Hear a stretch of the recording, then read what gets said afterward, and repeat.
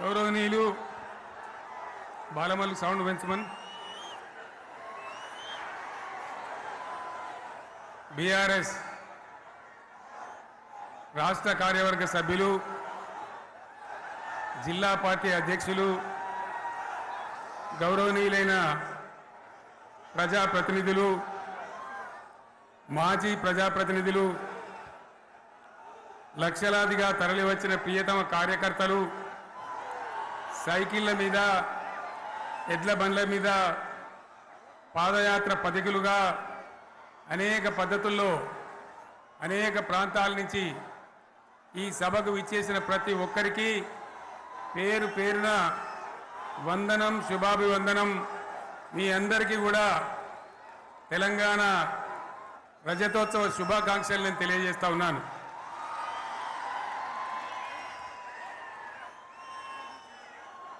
జననీ జన్మభూమిశ్చ స్వర్గాదపి గరీయస్. ఇది శ్రీరామచంద్రుడు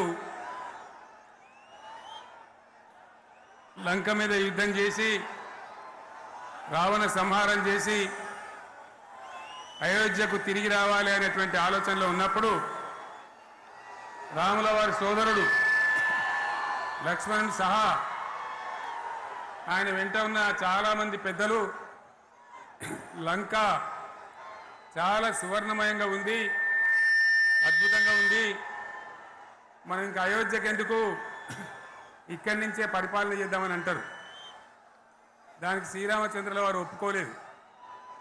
ఆయన చెప్పిన మాట ఏంటంటే, కన్న తల్లిని జన్మభూమిని మించినటువంటి స్వర్గం ఏది కూడా ఉండదు, కాబట్టి మనం అయోధ్యకే తరలిపోవాలని చెప్పి మళ్ళీ అందరిని తీసుకొని అయోధ్యకు రావడం జరిగింది.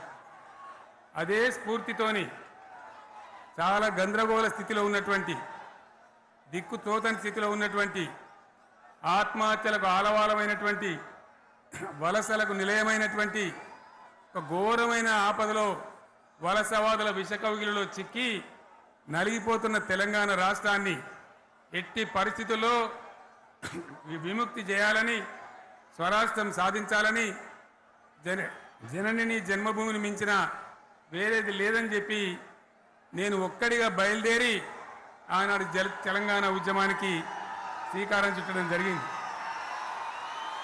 25 ఏళ్ల క్రితం, దయచేసి మీరు గొడవ బంద్ చేయాలి ఏమనుకోవద్దు, సభలో చాలామంది ఉన్నారు, లక్షల మంది ఉన్నారు.